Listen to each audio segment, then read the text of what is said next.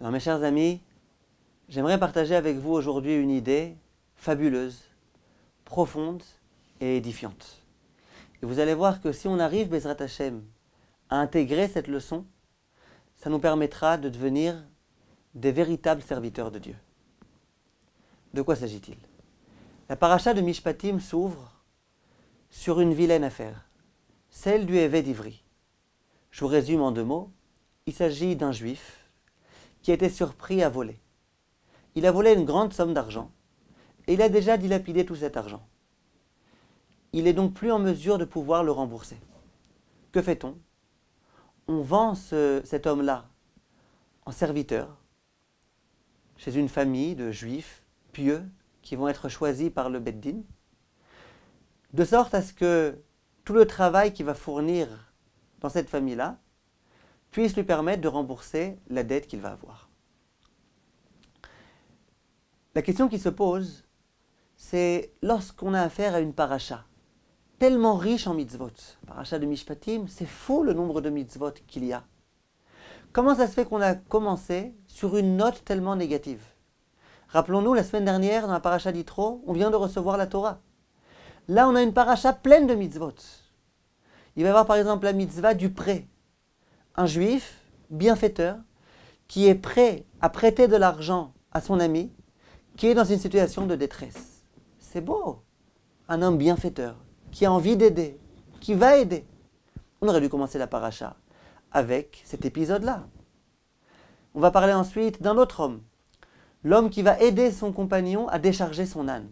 C'est beau, c'est joli. Des hommes qui ont vraiment envie d'aider.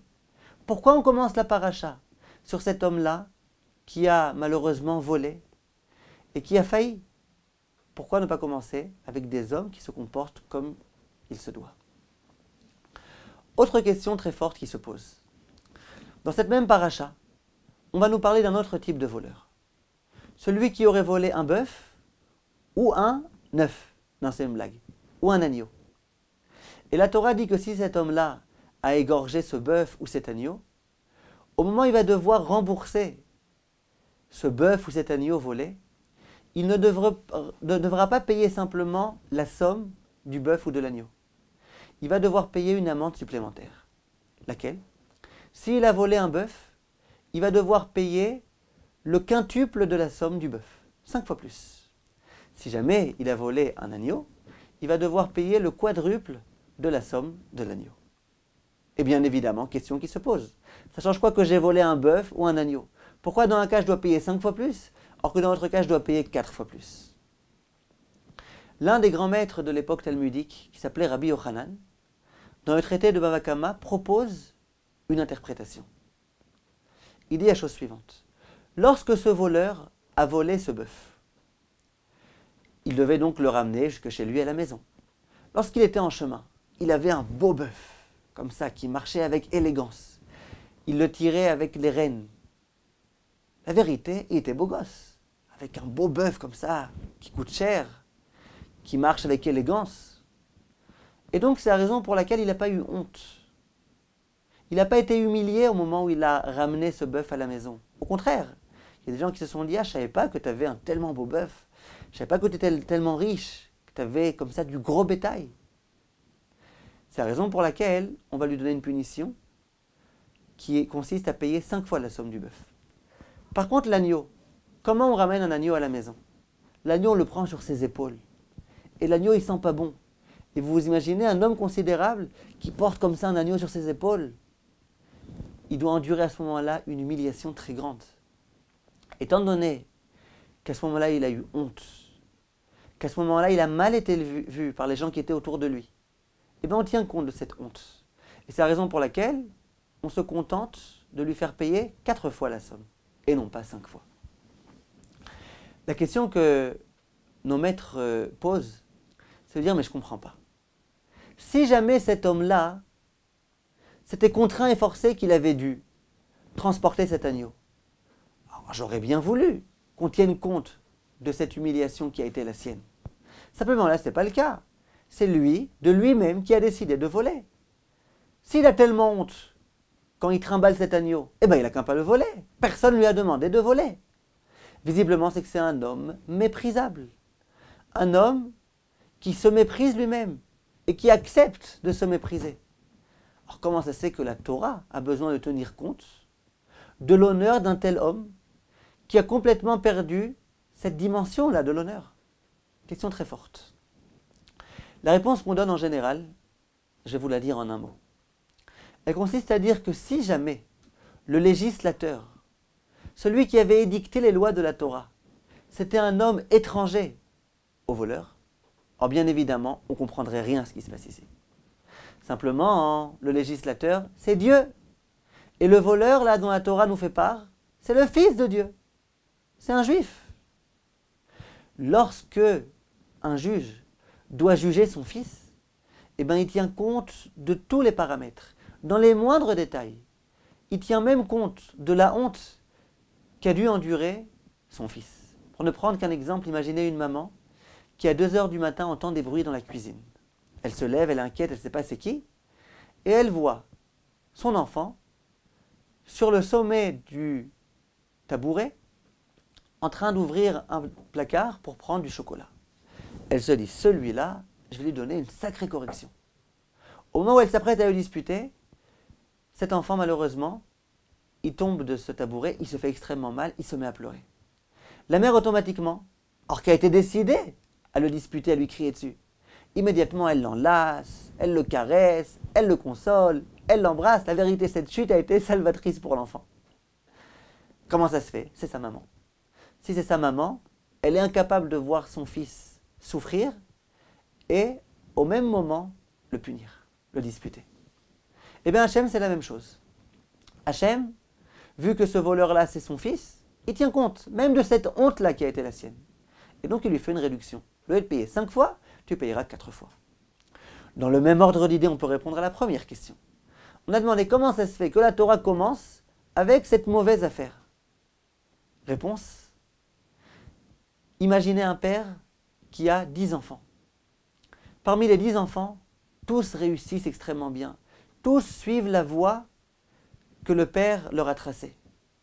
Baruch Hashem, le père est super satisfait de tous ses 9 enfants. Simplement, il y en a un qui commence à très mal tourner, qui s'est complètement détourné de la voie de la Torah. Le père, il est préoccupé. Le père, il passe sa journée à prier. Pour qui il prie? Pour ce fils-là. C'est à lui qu'il pense toute la journée. Il réfléchit sans cesse comment faire pour essayer de ramener cet enfant à la Torah. Il a beaucoup de mal, il est très inquiet. Pourtant, il a 9 enfants, Baruch Hashem, qui se comportent à merveille. Oui. Mais sa préoccupation, c'est comment faire pour que cet enfant-là réussisse à nouveau à retrouver la voie de la Torah. Disent nos maîtres, c'est exactement ce qui se passe avec Hachem. Hachem, il a, parmi ses enfants, dans sa société, des bienfaiteurs, qui vont prêter de l'argent aux autres, qui vont aider les autres à décharger leur âne, qui vont être prêts à accomplir plein de mitzvot. Baruch Hachem, c'est des enfants qui se comportent bien. Hachem, il a une énorme satisfaction lorsqu'il voit ses enfants se comporter de la sorte. Simplement, dans sa société, parmi ses enfants, il y a aussi les enfants à problème. Les enfants voleurs. Les enfants qui ne suivent pas exactement la bonne voie. Eh bien, Hachem, il ouvre la paracha avec cet homme-là. Pour bien nous dire, ma première préoccupation, c'est ces enfants-là. Les enfants qui ne se comportent pas comme il faut. Je cherche une solution pour eux. Et c'est eux que je mets en avant. Pour bien montrer que je m'intéresse à eux, c'est encore mes enfants. Je souhaite leur bien. Je souhaite trouver la solution adéquate à leurs problèmes. Effectivement, la solution, ça va être de les faire rentrer dans une famille très pieuse, dans laquelle ils vont enfin apprendre à se comporter. Une famille qui va leur donner envie de progresser. Voilà la thèse de la Torah, voilà de quelle façon on peut répondre à ces questions très fortes. Simplement, j'aimerais aujourd'hui aller avec vous un petit peu plus loin et en arriver à une idée fondamentale. La Gemara dans le traité de Sanhédrin, en page 29, s'interroge.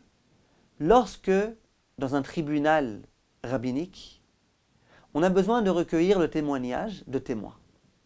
Évidemment, vous vous imaginez bien qu'on se méfie un petit peu. On ne sait pas si les témoins vont dire la vérité, que la vérité, rien que la vérité, ou s'ils ne risquent pas peut-être par hasard de mentir. Comment savoir? va donc falloir trouver une solution, un moyen de pouvoir dissuader ces témoins de mentir si jamais ils avaient véritablement envie de mentir. Comment faire pour les dissuader? Que va-t-on leur dire? Il y a un premier Rav qui propose la solution suivante.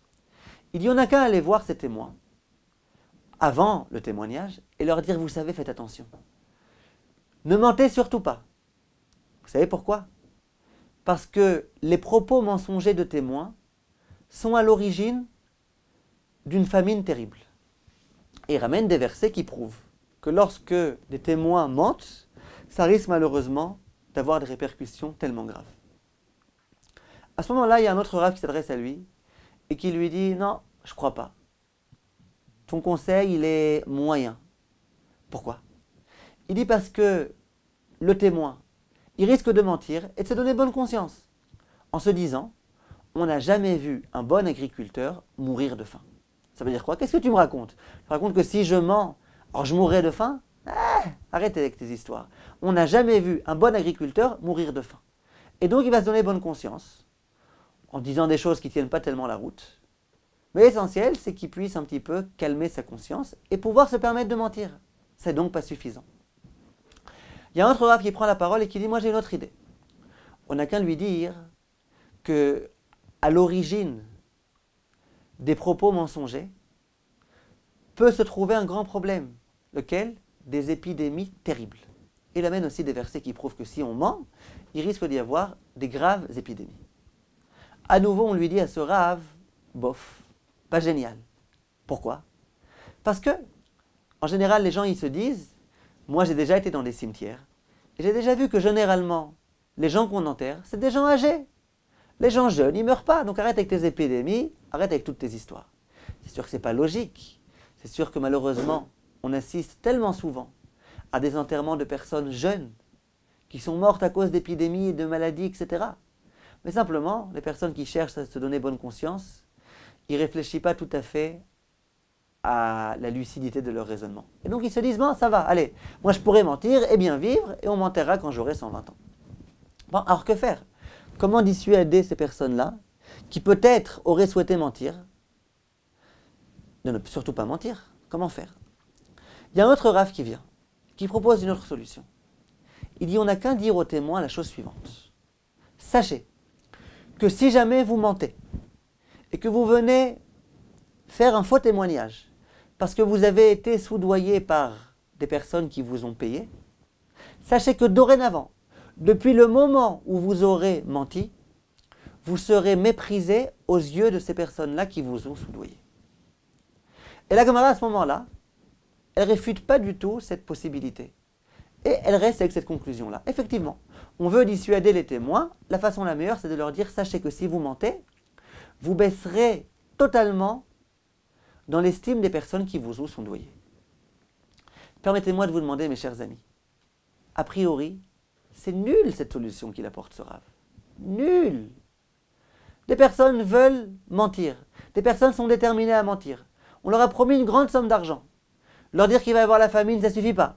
Leur dire qu'il risque d'y avoir des épidémies, ça ne suffit pas. Et on va leur dire, vous savez, depuis ce jour-là, vous allez être très mal vus par les personnes qui vous ont soudoyé, et d'un coup, ça y est, c'est bon. Super solution, implacable. Mais ça vaut rien. Pourquoi ça vaut rien, a priori? Pourquoi ça vaut rien? Parce que la personne va se dire, je ne comprends pas. Cet homme-là qui m'a soudoyé, lui aussi c'est un nulard. La preuve, c'est qu'il a été prêt à me payer de l'argent pour que je mente. Ça veut dire qu'il est aussi immoral que moi. Donc lui va me regarder comme étant un nulard. Mais lui aussi c'est un nulard, alors ça change quoi? De quoi j'ai peur? Qui commence à raconter autour de lui qui m'a soudoyé, que moi j'ai été capable de mentir pour quelques sous, mais il ne racontera pas.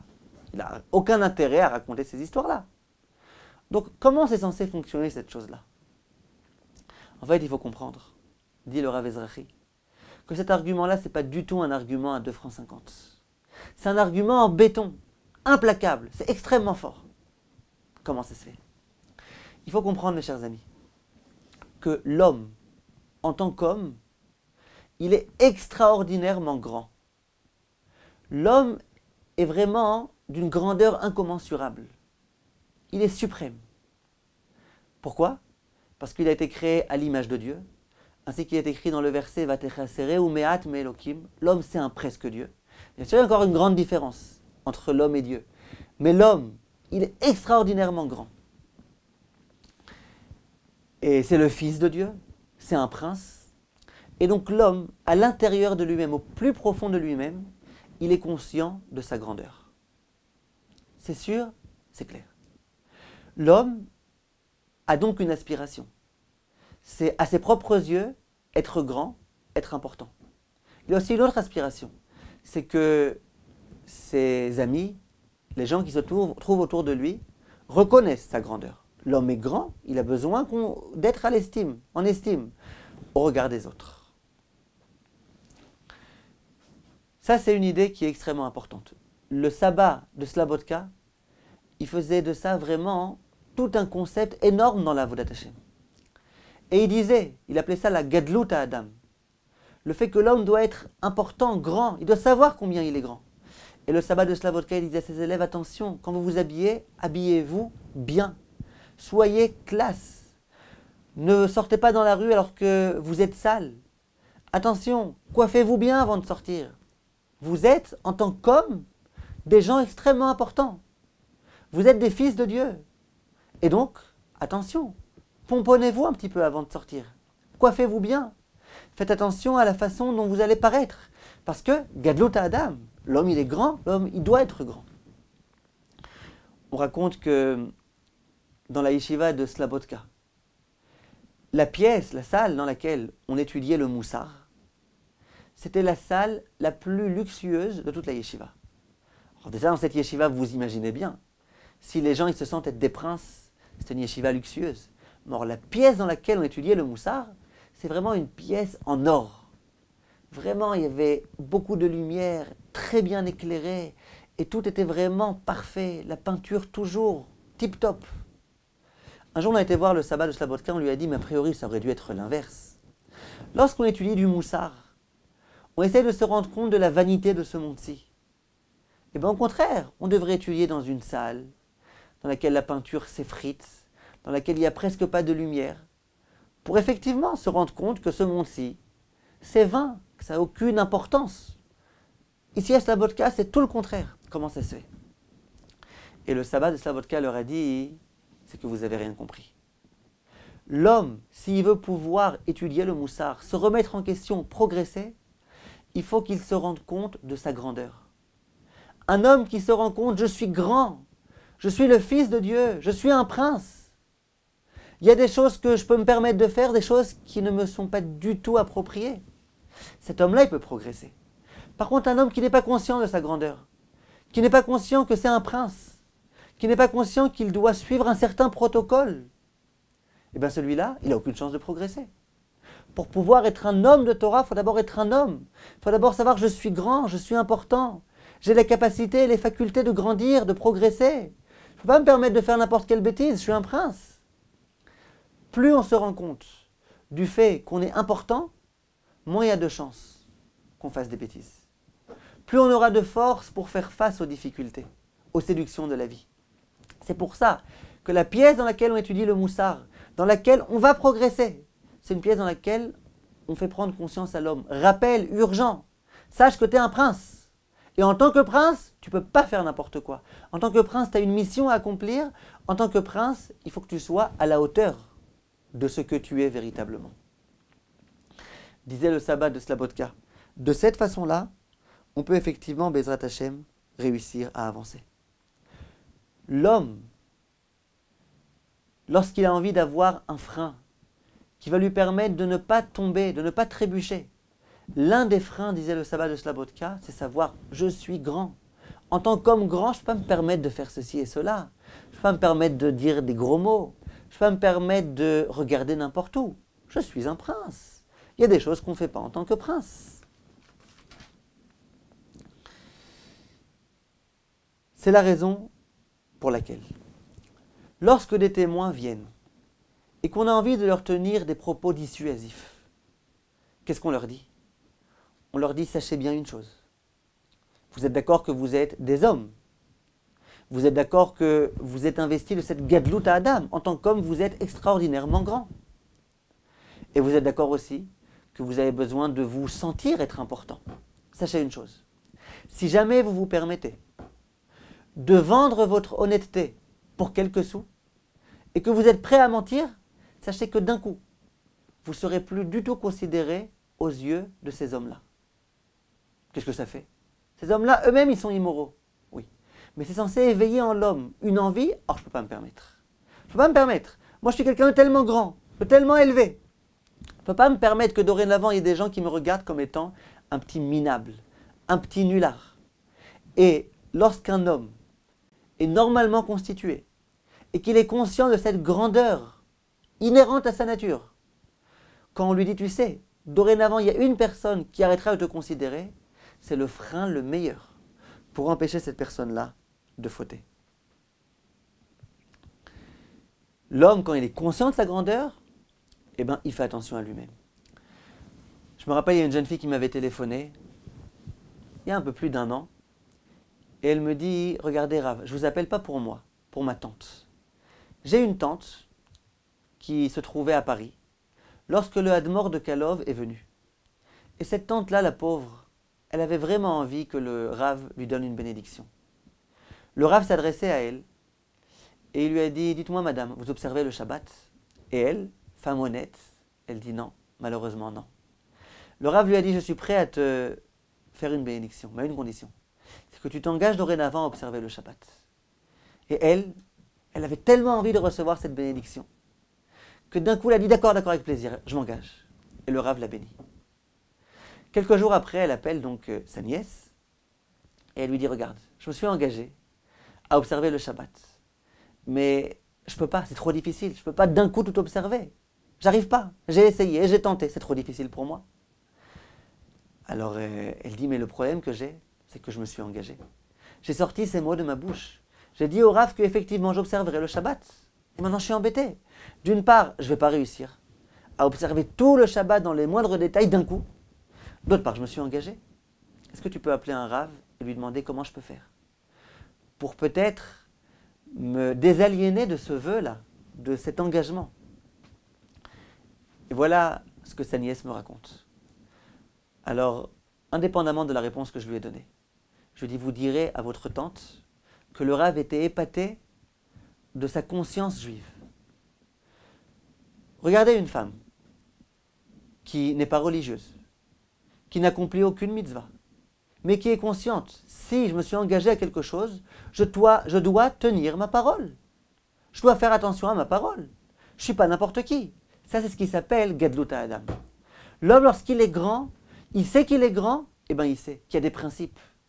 On ne vend pas des principes pour quelques sous, ni pour des millions, ni pour des milliards. Un homme qui est conscient, ma parole a un poids. Ce que je dis, ça a un poids. Ce que je fais, ça a un poids. Je ne suis pas n'importe qui. Je ne suis pas quelqu'un qui suis prêt à dire oui et non, une chose et son contraire, simplement parce qu'on me promet de l'argent. Je suis important, je suis grand. Et bien cette personne-là, elle comprend que sa parole a du poids. C'est ce qu'on dit à ces témoins. Ces témoins, on leur dit, vous êtes important, il faut que vous restiez important. Sachez, c'est dommage. Si jamais vous êtes prêt à mentir, vous perdrez complètement de votre importance. Vous dégringolerez complètement. Et d'un coup, il y a des personnes qui vous regarderont comme étant des minables. C'est dommage. Et ça dissuade. On continue la Gemara dans la Masechet Sanhedrin. Et elle dit, que fait-on lorsqu'il y a des témoins qui viennent nous voir et que cette fois-ci, il s'agit de dîner nefashot. Ça veut dire qu'on va devoir tenir compte de leur témoignage pour tuer une personne coupable. Alors là, vous imaginez qu'on doit véritablement être certain de la véracité de leurs propos. C'est plus des blagues. Là, il s'agit vraiment de donner une crédibilité à leurs propos pour aller jusqu'à tuer quelqu'un. Or, que faire? On a bien compris que leur parler de famine, ça ne marchait pas. Leur parler d'épidémie, ça ne marche pas. Alors quoi? On peut leur donner ce conseil-là, mais on l'a déjà donné. La Gemara dit, ça ne suffit pas. Même ça ne suffit pas. Alors qu'est-ce qu'on va leur dire? La Gemara dit, on va leur dire, écoutez bien. Chayav Adam Lomar, Bishvili Nivra Haolam. Chaque homme a le devoir de se dire, d'intégrer l'idée que le monde tout entier a été créé pour moi. Oui, vous les témoins, qui peut-être avaient l'intention de mentir, on n'en sait rien, on ne vous connaît pas. Sachez, le monde tout entier a été créé pour vous. Vous êtes le centre du monde, le point de gravité du monde. Voilà ce qu'on leur dit. À nouveau, une fois qu'on leur tient ce discours-là, on peut être sûr qu'on a mis de notre côté toutes les chances pour dissuader cette personne de mentir. Pourquoi? Là, ce n'est pas simplement qu'on lui dit, tu sais, il y a quelques personnes qui ne vont pas vous honorer. Là, on leur dit, sachez, le monde a été créé pour vous. Vous êtes le centre de l'univers. Vous êtes super, super, super important. Vous êtes vraiment Gedlut Adam. En tant qu'homme, en tant que juif, vous êtes ultra important.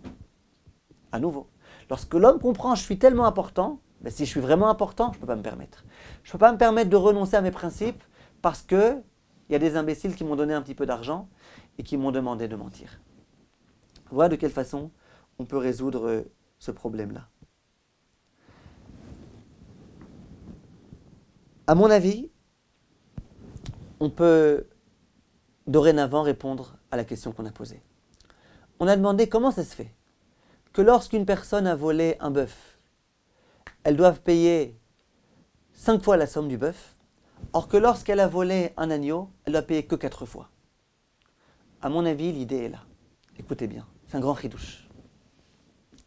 Quelle est la raison pour laquelle lorsqu'une personne a volé un agneau, par exemple, elle ne paye pas simplement le prix de l'agneau. Elle doit payer 4 fois plus. Pourquoi? Elle a volé un agneau, qu'elle rende un agneau. Elle a volé un bœuf, qu'elle rende un bœuf. Réponse, il s'agit d'une amende. Une amende. Pourquoi une amende? Pourquoi j'ai volé un bœuf, que je rende un bœuf? Pourquoi je dois vendre 5 fois plus? Une amende. Le but de l'amende, ce n'est pas de nous embêter. Le but de l'amende, c'est de nous dissuader. Tu vois, tu as volé un bœuf? Eh bien regarde, non, tu vas devoir rembourser 5 fois la somme. Attention, la prochaine fois, comprends bien que ça ne vaut pas le coup de voler des bœufs. Si on comprend bien que le but de cette amende, c'est de dissuader une personne. En venant, on réfléchit. Un homme a volé un bœuf, pendant tout le chemin, il était avec son bœuf, avec sa petite cloche là. En plus, il faisait un petit peu l'orchestre. Il était beau gosse avec son bœuf. Tout le monde le regardait. Ah, je savais pas que tu avais tellement d'argent, un beau bœuf comme ça. Ouah. À ce moment-là, il n'a pas du tout eu honte. À aucun moment. Alors, comment vous voulez le dissuader? Demain, il risque à nouveau de réitérer un tel vol. Demain, il va voler à nouveau un bœuf. Si on veut vraiment le dissuader, la seule solution, c'est, monsieur, tu vas devoir payer 5 fois la somme du bœuf. Imaginez maintenant cet homme-là, qui est un homme considérable. Il était avec l'agneau comme ça, en train d'essayer de se cacher. Il disait, j'espère que personne ne va me rencontrer. Là, ça se fait pas, je suis tellement bien habillé comme ça, avec mon chapeau, avec ma veste, et puis comme ça avec mon agneau. Et puis dès qu'il voyait quelqu'un qu'il connaissait, il avait envie de s'enterrer. Et dans cette déchéance-là, il a dû passer ce tellement mauvais quart d'heure-là. Depuis l'endroit où il a volé cet agneau, jusque chez lui à la maison. Cet homme-là, qui au plus profond de lui-même est conscient de ce principe-là qui est Gedlut Adam, de la grandeur de l'homme, eh bien il ne se sentait pas bien. Il se sentait vraiment mal. Et à chaque instant, il se disait, ah ben, c'est la dernière fois de ma vie que je ferai ça. Hein. C'est la première et la dernière fois, c'est pas possible. C'est pas possible, je ne peux pas comme ça me mettre dans cette situation-là de honte avec cet agneau là comme ça qui sent mauvais et puis qui fait du bruit. C'est pas possible. Le simple fait que cet homme-là ait été confronté à cette situation insupportable qui allait complètement à l'encontre de Gedlut Adam. Il faut être beau, il faut être distingué, il faut faire attention à la façon dont on se comporte. Et bien ça fait que la prochaine fois, il n'aura plus envie de voler. Alors malgré tout, on ne peut pas être certain. Alors on lui donne une amende, mais une amende moindre. Une amende beaucoup moins grande que l'amende de celui qui a volé un bœuf. Parce que le simple fait qu'il ait été dans cette situation-là terrible, de déchéance, qui contredisait complètement l'attente de lui-même qui était la sienne de Gedlut Adam, ça fait qu'il comprendra bien qu'il ne faut plus répéter ça. C'est plus possible, je ne peux pas me permettre. J'ai entendu du Rav Druk une histoire authentique, qui s'est vraiment passée et qui illustre bien les propos. Il dit un jour, il y avait dans une yeshiva un jeune homme qui passait son temps à perdre son temps. C'était un vrai glandeur, comme on appelle ça, dans le monde des yeshivot. Et il passait sa journée, sa nuit à perdre son temps. Un jour, il y a un ami à lui, son ami de chambre, qui est venu le voir et qui lui a dit, écoute, j'aimerais te parler. Regarde, tu es quelqu'un d'intelligent. Les rares fois où j'ai réussi à parler avec toi d'études, j'ai vu combien tu étais perspicace, tu étais intelligent. Je trouve pas que c'est dommage. Tu passes ton temps à perdre ton temps. Et puis en plus, tu vas arriver maintenant à l'âge de te marier. Qui est-ce qui va vouloir se marier avec toi? Tu fais rien. Toute la journée, tu fais rien. Tu perds ton temps. Qui va vouloir se marier avec toi? Tu veux pas peut-être te prendre en main? Tu veux que je t'aide peut-être? Tu veux qu'on étudie ensemble chaque jour une petite demi-heure, un petit quelque chose? Toute la journée, tu n'étudies pas une minute. L'autre, il dit, mais arrête. Arrête de croire que je suis comme ça, un tellement grand glandeur. Il n'y a que toi qui penses que je suis un glandeur. Demande à mes copains, tu vas voir. Je suis peut-être pas le plus assidu de la yeshiva. Mais de là me faire un glandeur, t'exagères. L'autre, il dit, mais je te promets, tout le monde sait que tu es un glandeur. Tout le monde sait que tu es le plus grand glandeur de la yeshiva. Il dit, arrête, exagère. Il dit, tu paries? Il dit, on parie. Il dit, ben regarde, cache-toi sous ton lit. Personne ne saura que tu te trouves ici. Et puis, tu vas voir, je vais appeler 3 copains à toi. Dis-moi lesquels tu veux que j'appelle. Que tu ne me dises pas ensuite que je les ai choisis de moi-même. Dans 1 minute, je les amène. Et je vais leur demander ce qu'ils pensent de toi. Et tu vas voir. Tu verras ce qu'ils pensent. Il dit, d'accord, alors va appeler un tel et un tel. Il dit, j'y vais, aucun problème. Toi, en attendant, tu te caches. Qu'ils ne sachent pas que tu es là. S'ils savent que tu es là, ils n'oseront pas dire les 4 vérités. Et voilà qu'il se camoufle sous son lit. L'autre va chercher rapidement ses 3 amis. Et il commence une discussion comme ça dans la chambre. Au bout d'un moment, cet ami-là dit aux 3 autres, dites-moi, qu'est-ce que vous pensez de un tel? Dites-moi la vérité. Alors le premier, il dit, on n'a pas le droit de parler de la Shonara.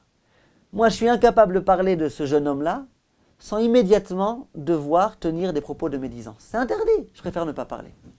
L'autre, il dit, médisance. Tu sais pas comment celui-là, c'est le plus grand glandeur que j'ai jamais rencontré de toute ma vie. Pire que quelqu'un qui n'est pas religieux, qui étudie jamais la Torah, lui, encore moins. Il étudie jamais. Le troisième qui prend la parole, il dit, si c'est simplement que c'était un glandeur. Mais celui-là, vraiment, c'est dommage qu'il soit né. Il perd son temps, il fait rien. Je sais même pas ce que Dieu il a à faire avec lui. Et l'autre, il est comme ça sous sa couverture, en train de bouillir, de bouillonner. Il se dit, c'est ça que les gens ils pensent de moi. C'est ça que les gens ils pensent de moi. Mais il n'osait rien dire. Et puis, il a attendu que les gens s'en aillent. Et l'histoire raconte qu'il est sorti de sous sa couverture. Immédiatement, il s'est rendu au Beth Midrash. Il a ouvert une Gemara.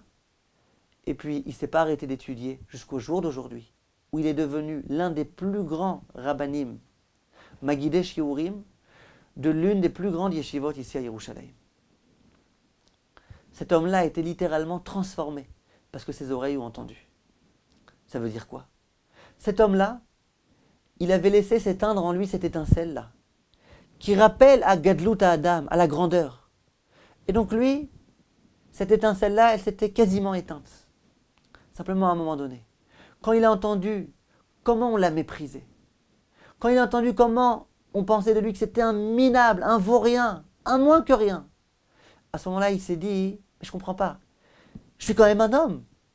Il y a eu une confrontation entre cette exigence-là, d'arriver à la grandeur, à la perfection, et la réalité à laquelle il était confronté, qui ont fait exploser en lui cette envie. Il faut véritablement que je sois à la hauteur de mes exigences. L'exigence de l'homme, c'est d'être Gadlut Adam, c'est d'être grand. Et moi, je suis vraiment un nulard, tout le monde le dit. Et cette envie-là, de se réaliser, cette envie-là d'être à la hauteur de ce qui est exigé de tout homme, à savoir d'être un grand homme, ça lui a donné envie de progresser et de changer. Là, c'est la même chose. Un homme qui a enduré cette terrible difficulté-là, de se trouver en pleine rue, or qui était bien habillé, avec cet animal-là, à devoir avoir honte. Cette simple honte-là est censée éveiller en lui un sentiment que je ne peux plus faire ça, je ne peux plus me permettre, il faut que je grandisse. Et ça, c'est déjà suffisant pour le dissuader de refaire des bêtises. Cette façon de penser-là, c'est la façon de penser de Slavotka. C'est vrai qu'il y a eu d'autres écoles de pensée. Il y a eu des écoles dans lesquelles on disait c'est tout l'inverse. Habille-toi n'importe comment. Habille-toi en haillon. Ridiculise-toi. Au lieu d'être valorisé, sois au contraire dévalorisé. Et il y avait des endroits dans lesquels on disait, tu as vraiment envie de devenir un grand homme? Eh bien, rentre dans une boulangerie et demande est-ce qu'ils n'ont pas par hasard des clous à vendre. Comme ça, tout le monde va se moquer de toi et tu verras. C'est comme ça que tu pourras grandir. En tous les cas, l'opinion dont je viens de vous parler, c'est celle de Slabodka. C'est une école de pensée de laquelle sont sortis des illustres Talmidei Chachamim. Elle a fait ses preuves. Il y a d'autres façons de penser qui sont aussi bonnes. Simplement, cette façon de penser-là, en tous les cas, je pense qu'on comprend comment elle est capable de nous faire grandir, de nous faire progresser. Pour la Tzniout, c'est la même chose. Les jeunes filles, on leur dit, habillez-vous bien. Et il y en a qui disent, non mais c'est embêtant la Torah, il faut bien s'habiller. C'est-à-dire quoi, il faut bien s'habiller? Tu comprends que tu es une princesse. Tu comprends que tu es la fille de Dieu. Les princesses, elles ne se comportent pas n'importe comment. Elles ne s'habillent pas n'importe comment. Elles ne s'exposent pas à n'importe qui, n'importe quand, n'importe comment. Lorsque l'homme est conscient de sa grandeur, c'est ça qui va l'empêcher de commettre des avérotes. Et à mon avis, on peut comprendre maintenant l'optique de la Torah. La Torah dit, on a un homme qui a volé. Que faire avec lui? On va le mettre en prison? Il va devenir un encore plus grand voleur. Il va être là-bas avec plein d'autres voleurs, avec plein d'autres malfaiteurs. C'est mauvais, c'est très mauvais. Dès qu'on va le libérer, il va à nouveau refaire des bêtises. Que faire? Vient la Torah et elle propose une idée géniale. La vérité, rien que pour cette idée-là, on a de quoi être fier de la Torah. La Torah, elle dit, on va prendre cet homme-là et on va l'amener dans une famille, une bonne famille. Cette famille-là va être choisie méticuleusement par le Beit Din. Ça va être des gens bien, des gens qui se comportent bien, des gens qui ont eux-mêmes cette gadlout à Adam-là, des gens avec des bonnes qualités, des bonnes vertus, des gens qui savent bien se comporter. Cet homme-là, qui a acquis ce serviteur-là, il va avoir un certain nombre de halachot extrêmement difficiles qu'il va devoir accomplir au quotidien. Pour vous donner un exemple, imaginez que cet homme-là, donc le maître, imaginez qu'il n'a qu'un oreiller. Il n'en a pas deux, il n'en a qu'un. Et il a le choix. Soit il le met sous sa tête à lui, soit il la met sous la tête de son serviteur. Vient la Torah et dit, si tu en as deux, t'en donnes un à ton serviteur, un à toi. Si jamais t'en as qu'un, eh ben tu le donnes à ton serviteur. Ce maître-là, il n'a qu'une Rolls-Royce. Il a le choix. À qui il la donne? À lui ou à son serviteur? Il n'en a qu'une, il n'en a pas deux. Dis la halakha, tu la donnes à ton serviteur. Et de façon très belle, la Gemara va dire, de là on voit que celui qui acquiert un serviteur, en fait il acquiert un maître. Ça veut dire que d'une certaine façon, il va devoir honorer ce serviteur encore plus que lui-même. Ce serviteur, il va d'un coup devenir son maître. Qu'est-ce qui se cache dans cette idée-là de la Torah? À mon avis, l'idée est très forte. Cet homme-là, la raison pour laquelle il a volé, c'est qu'il a complètement oublié la valeur de l'homme. Et donc il s'est laissé aller. Il s'est laissé aller. Et donc il s'est dit, bon allez, je peux voler, pourquoi pas? C'est pas grave, je suis pas quelqu'un de tellement grand. Si j'étais grand, il y a des choses qui ne se font pas. Mais moi je suis n'importe qui, je suis un kidam, je peux me permettre de voler. Qu'est-ce qu'on fait? On prend cet homme-là, on le met dans une famille, dans laquelle il va être super honoré. Quand il n'y a qu'un traversin, qu'un oreiller, c'est à toi qu'on le donne. Il va dire, mais ça veut dire que je suis important alors. Si je suis encore plus important que mon maître, c'est vraiment que je suis important. Lui, c'est un homme important. Moi, je suis encore plus important que lui. Et d'un coup, il va découvrir combien il est important. Au moment où il va découvrir combien il est important, ça va lui permettre de se réhabiliter. Cet homme-là qui avait perdu cette conscience de l'importance de l'homme, d'un coup, il va s'apercevoir, il va être revalorisé. Et dès lors qu'il va être revalorisé à ce moment-là, on peut être sûr que dorénavant, il n'en viendra plus jamais à voler. Il n'en viendra plus jamais à se comporter de façon tellement médiocre, tellement abominable. Et c'est ce que la Torah souhaitait. Que l'homme prenne conscience de la grandeur de l'homme, de sorte à ne pas se permettre de faire des choses qui ne correspondent pas à sa grandeur. Voilà de quelle façon on peut expliquer cette chose-là. Le seul danger malgré tout qui reste, et on en parlera la prochaine fois, c'est de dire si vraiment l'homme est tellement grand et tellement important, tellement immense, tellement génial, et que l'homme sans arrêt passe son temps à se gonfler, et bien finalement il va s'envoler. Et donc finalement il va regarder les autres avec condescendance, il va regarder les autres comme étant des minables, et là à nouveau vous vous imaginez le danger que cela représente. Alors comment faire pour se servir de cette optique-là, qui est celle de Slabodka, et pour ne pas tomber complètement dans le fait de mépriser les autres. Alors demain, Bezrat Hashem, on continue. Kol Tov et à très bientôt.